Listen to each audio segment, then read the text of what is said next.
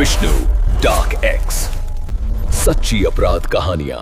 सोचिए, जिस इंसान के लिए आपने अपना पूरा परिवार छोड़ दिया, वही इंसान आपको मौत के जाल में फंसा दे तो, जो एक सुनसान झरने के पास रची गई थी, जहां प्यार का अंत सीधे मौत में हुआ।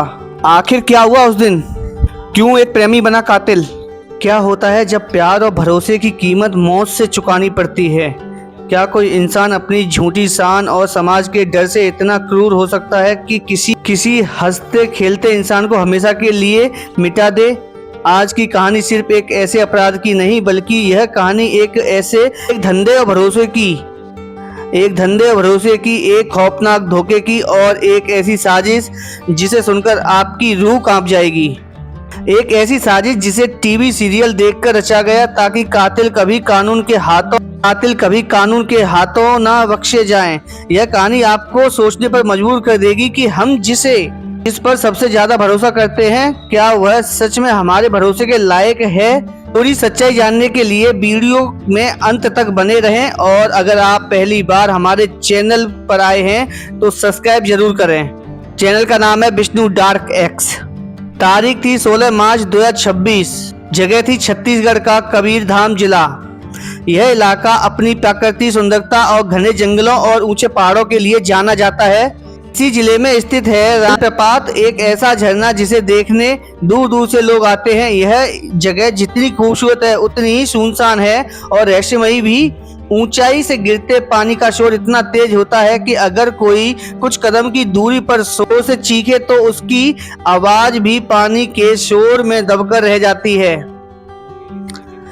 इस पानी के शोर के बीच एक ऐसी खौफनाक वारदात को अंजाम दिया गया जिसने पूरे इलाके में सनसनी फैला दी।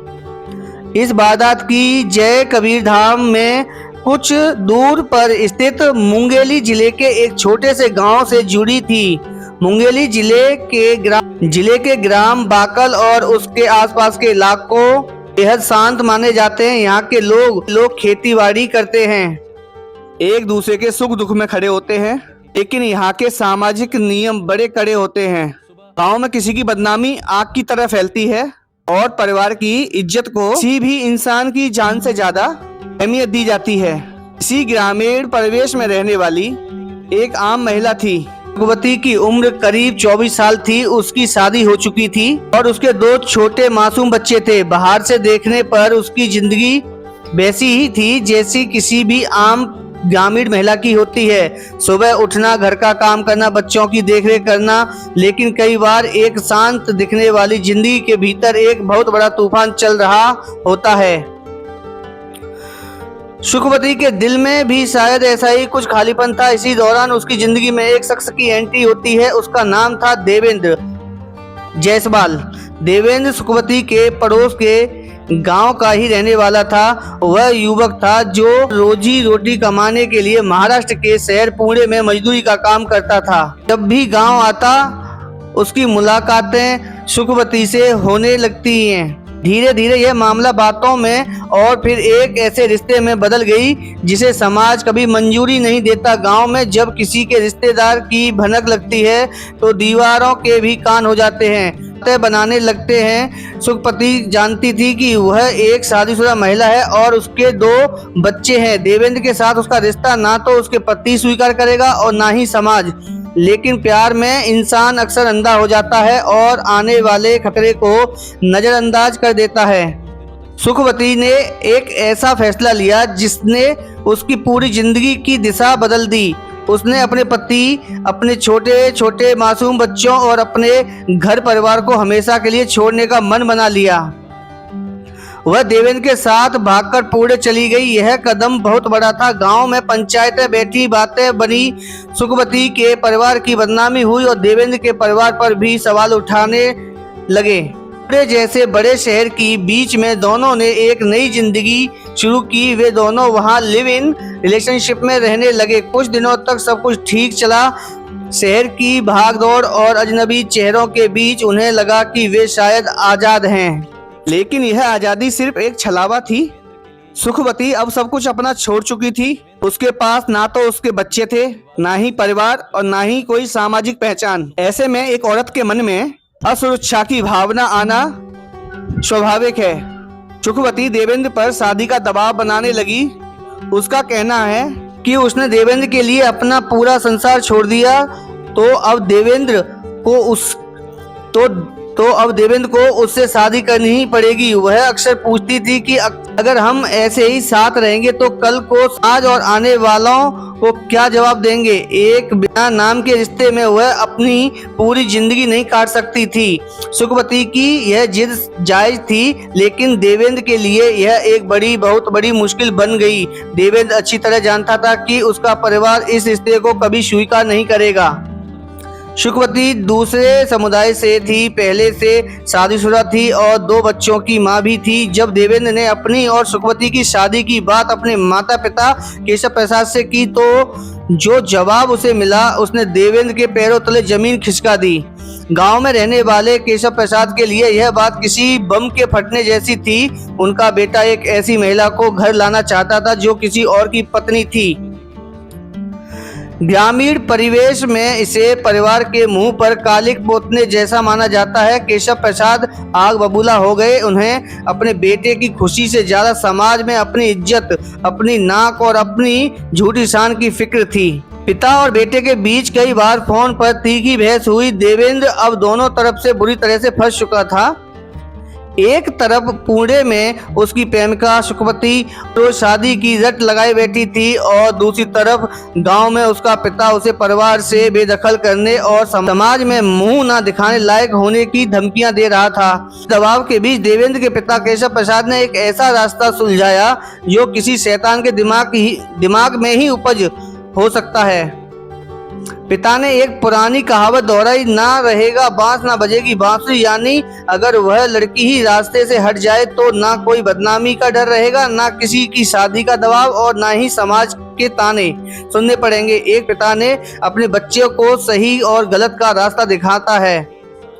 उसी पिता के अपने बेटों को जुर्म के अंधे कुएं में धकेलने का फैसला कर लिया। इस खौफनाक साजिश में उन्होंने अपने एक साथी मनोज पाटिल को भी शामिल कर लिया, जो कि उनके ही गांव का रहने वाला था। अब शुरू हुआ यह एक भयानक नाटक। साजिश रची जा चुकी थी, बस अब था तो शिकार को जाल में फंसाना बाकी था। देवेंद्र ने पुणे में सुखवती के सामने अपना रवैया एकदम से बदल लिया। उसने सुखवती से कहा कि वह शादी के लिए तैयार है। उसने यह भी कहा कि उसके पिता केशव प्रसाद मान गए हैं और वे उनसे बात करना चाहते हैं, उन्हें अपनाना चाहते हैं, अपना आशीर्वाद देना चाहते हैं। सुखवती जो बस एक नाम और पहचान के लिए तरस रही थी, इस झूठ को सच मान बैठी। उसे लगा कि उसकी सारी परेशानियां अब खत्म होने वाली हैं। उसे क्या पता था कि जिस इंसान के लिए उसने अपने खून के रिश्तों को ठुकरा दिया था, वही इंसान अब उसके खून का प्यासा हो चुका है। देवेंद्र पुणे से अपनी प्रेमिका सुखवती को लेकर छत्तीसगढ़ लौट आया। यह सफर सुखवती के लिए एक नए जीवन की शुरुआत थी, लेकिन देवेंद्र के लिए यह एक मौत का सफर था। 16 मार्च 2026 की वह मनहूस सुबह देवेंद्र सुखवती को लेकर कबीरधाम जिले के रानी देहरा जलप्रपात पर पहुंचा। उसने सुखवती से कहा कि उसके पिता और उनका एक दोस्त वहीं आसपास उनसे मिलने आने वाले हैं।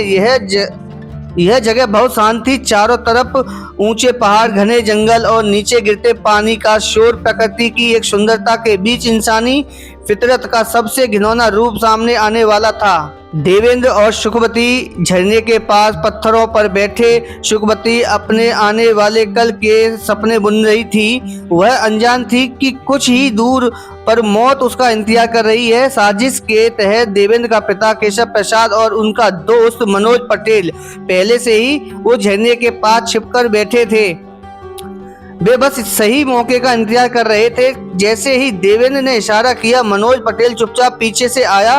उसके हाथ में एक भारी पत्थर था। पानी का शोर इतना तेज था कि सुखवती को किसी के कदमों की आहट भी सुनाई नहीं दी। मनोज ने बिना कोई रहम खाए उस भारी पत्थर से सुखवती पर एक जोरदार प्रहार किया। अचानक हुए इस हमले से सुखवती तप उठी। वह दर्द से चीखी। उसने बचने की कोशिश की। उसने देवेंद्र की तरफ मदद की आस से देखा होगा, उस इंसान की तरफ जिसके लिए उसने अपना सब कुछ छोड़ दिया था, लेकिन वहां कोई मदद नहीं थी। सिर्फ पत्थर दिल लोग खड़े थे। तीनों में से किसी का भी दिल नहीं पसीजा। जब तक उसकी सांसें पूरी तरीके से शांत नहीं हो गई, तब तक उस पर वार किए गए, जब तक उसकी सांसें शांत नहीं हो गई। एक हंसती बोलती जिंदगी, एक माँ, एक प्रेमिका अब सिर्फ एक बेजान शरीर बन चुकी थी। लेकिन कातिलों का काम अभी खत्म नहीं हुआ था। उन्होंने अपराध से जुड़े टीवी शो सावधान इंडिया के कई एपिसोड देख रखे थे। उन्हें लगा कि वे एक ऐसा परफेक्ट मर्डर करेंगे कि पुलिस कभी उन तक नहीं पहुंच पाएगी। उन्होंने सबूत मिटाने की ठानी। उन्होंने सुखवती के शव को झरने के गहरे पानी और तेज बहाव में फेंक दिया। उनकी सोच यह थी कि पानी के तेज बहाव में शरीर बह जाएगा या फिर पानी में रहने वाले जीव जंतु और मछलियां उन सबको खा जाएंगी, जिससे ना तो कभी कोई लाश मिलेगी और ना ही कभी उसकी पहचान हो पाएगी। लाश पानी में गिरते ही ओझल हो गई और तीनों कातिल वहां से भाग निकले। हत्याकांड के तुरंत बाद केशव प्रसाद और मनोज पटेल अपने गांव के आसपास के इलाके में ही अंडरग्राउंड हो गए। वही देवेंद्र, जो मुख्य मोहरा था, वह तुरंत ट्रेन पकड़कर वापस पुणे भाग गया। उसे लगा कि अगर वह उसी शहर में रहेगा जहां वह काम करता था तो किसी को उस पर शक नहीं होगा और वह हमेशा के लिए बच जाएगा। लेकिन कहते हैं ना कि पाप कभी छिपता नहीं और कुदरत अपना न्याय खुद करती है। 16 मार्च को हुए इस जुर्म का पर्दाफाश 3 दिन बाद 19 मार्च 2026 को हुआ। रानी देहरा जल प्रवाह पर कुछ ग्रामीण और बाहरी पर्यटक घूमने आए हुए थे। पानी के किनारे टहलते हुए अचानक उनकी नजर एक ऐसी चीज पर पड़ी जिसने उनके होश उड़ा दिए। पानी के किनारे चट्टान के बीच एक शव फंसा हुआ था। तुरंत पुलिस को सूचना दी गई। पुलिस की टीम मौके पर पहुंची और शव को बाहर निकाला। नजारा बहुत ही दर्दनाक था। 3 दिनों तक पानी में रहने के कारण शव पूरी तरह से फूल चुका था। कातिल की सोच काफी हद तक सच साबित हुई थी। पानी की मछलियां और जानवरों ने उस शव के चेहरे को बुरी तरह से नोच लिया था। दोनों आंखों के पास की का हिस्सा खाया जा चुका था। चेहरा इतना छत बिछत हो चुका था कि उसे पहचानना लगभग नामुमकिन था। यह सिर्फ एक अज्ञात युवती का शव या शुरुआती दौर में पुलिस के लिए यह एक बहुत बड़ी चुनौती थी कि लाश की कोई पहचान नहीं थी। आसपास के थानों में किसी युवती की गुमशुदा होने की कोई हालिया रिपोर्ट नहीं थी। लेकिन पुलिस भी हार मानने वालों में से नहीं थी। उन्होंने सबसे पहले आसपास के गाँव में पूछताछ की। मुख्य बिरों को काम पर लगाया गया। उसी दौरान पुलिस की साइबर सेल और तकनीकी टीम ने इलाके के मोबाइल टावर डंप का बारीकी से विश्लेषण किया। पुलिस ने उन सभी नंबरों की जांच की जो 16 मार्च के दिन उस सुनसान इलाके में सक्रिय थे। इसी तकनीकी जांच और कुछ स्थानीय लोगों की दबी जुबान में कही गई बातों से एक सुराग मिला। पुलिस को पता चला कि मुंगेली इलाके की एक महिला कुछ समय पहले अपने प्रेमी के साथ पुणे भाग गई थी और उसका हुलिया इस अज्ञात शव से थोड़ा बहुत मेल खाता है। जब पुलिस ने उस लापता महिला यानी सुखवती की जानकारी निकाली तो देवेंद्र का नाम सामने आया। पुलिस ने सुखवती और देवेंद्र के मोबाइल की लोकेशन खंगाली। सारा राज शीशे की तरह साफ हो गया। 16 मार्च को देवेंद्र और सुखवती दोनों की लोकेशन उसी झरने के पास थी। अब कड़ियां जुड़ने लगी थी। पुलिस की एक विशेष टीम तुरंत महाराष्ट्र के पुणे के लिए रवाना की गई। वहां पहुंचकर पुलिस ने घेराबंदी की और देवेंद्र जायसवाल को धर दबोचा। जब पुलिस उसे पकड़कर छत्तीसगढ़ लाई और पूछताछ शुरू की तो शुरुआत में देवेंद्र ने पुलिस को गुमराह करने की कोशिश की। उसने कई मनगढ़ंत कहानियां बनाई। उसने कहा कि सुखवती कहीं चली गई है, उसे नहीं पता। लेकिन पुलिस के कहे सवालों, मोबाइल लोकेशन के सबूत और सख्त रवैया के आगे देवेंद्र ज्यादा देर टिक नहीं पाया। आखिरकार वह टूट गया और उसने अपना जुर्म कबूल कर लिया। देवेंद्र के बयान के आधार पर पुलिस ने तुरंत मुंगेली और कबीरधाम के इलाकों में छापेमारी की और उसके पिता केशव प्रसाद और दोस्त मनोज पटेल को गिरफ्तार कर लिया। पुलिस के सामने तीनों ने पूरी साजिश का खुलासा किया। उन्होंने बताया कि कैसे टीवी सीरियल देखकर उन्होंने यह योजना बनाई थी। पुलिस का स्पष्ट कहना था कि भले ही बार मनोज ने किया हो और देवेंद्र ने अपनी प्रेमिका को धोखे से बुलाया हो, लेकिन इस पूरी खौफनाक वारदात का मुख्य साजिशकर्ता यानी मास्टरमाइंड देवेंद्र का पिता केशव प्रसाद ही था। उसी ने समाज की झूठी शान के लिए एक बेगुनाह को मौत के घाट उतारने का हुक्म दिया था। सबूतों को पुख्ता करने के लिए पुलिस ने एक बहुत ही अहम कदम उठाया। वे देवेंद्र को वापस रानी देहरा जल प्रवाह ले गए और वहां क्राइम सीन का पूरा रिक्रिएशन करवाया। पुलिस ने एक डमी लाश यानी पुतला बनवाया। उस पुतले को बिल्कुल वैसे ही कपड़े पहनाए गए जैसे शुकवती ने उस दिन पहने थे। देवेंद्र ने अपने हाथों में हथकड़ी पहनते हुए पुलिस की मौजूदगी में वह पूरा दृश्य बताया गया। उसने बताया कि कैसे वह पत्थर पर चले, वहां बैठे कैसे मनोज ने पीछे से हमला किया। फिर देवेंद्र ने उस डमी को अपनी गोद में उठाया, उसे नदी किनारे तक ले गया, पानी के तेज बहाव में फेंक कर दिखाया। यह पूरा रिक्रिएट रोंगटे खड़े कर देने वाला था। यह दिखा रहा था कि इंसान के भीतर कितनी बेरहमी छिप सकती है। आज देवेंद्र, उसका पिता और उसका दोस्त सलाखों के पीछे हैं। उन्हें उनके किए की सजा जरूर मिलेगी, लेकिन इस घटना ने कई गहरे सवाल खड़े कर दिए हैं। शुकवती ने जिस इंसान के लिए अपना हंसता खेलता परिवार छोड़ दिया, अपनी बदनामी सही, उसी इंसान ने उसे मौत के घाट उतार दिया। क्या समाज के डर से किसी की जान लेना किसी भी नजरिए से सही है? क्या परिवार की इज्जत एक इंसान की जिंदगी से ज्यादा बड़ी हो सकती है? और सबसे बड़ा सवाल, अंधा प्यार अक्सर हमें ऐसी राह पर क्यों ले जाता है जहां से वापस का कोई रास्ता नहीं होता? दोस्तों, इस दिल दहला देने वाली घटना के बारे में आपकी क्या राय है? आपको क्या लगता है इस पूरी कहानी में सबसे बड़ा दोषी कौन है? वह देवेंद्र है जिसने अपने प्यार के साथ धोखा किया, या उसका पति जिसने अपनी झूठी शान के लिए हत्या की साजिश रची, या फिर कुछ हद तक वे सामाजिक नियम जो लोगों को ऐसे खौफनाक कदम उठाने पर मजबूर करती हैं? हमें कमेंट में जरूर बताएं। आपके विचारों का हम इंतजार करेंगे। मिलते हैं एक नई कहानी के साथ, तब तक के लिए जय हिंद।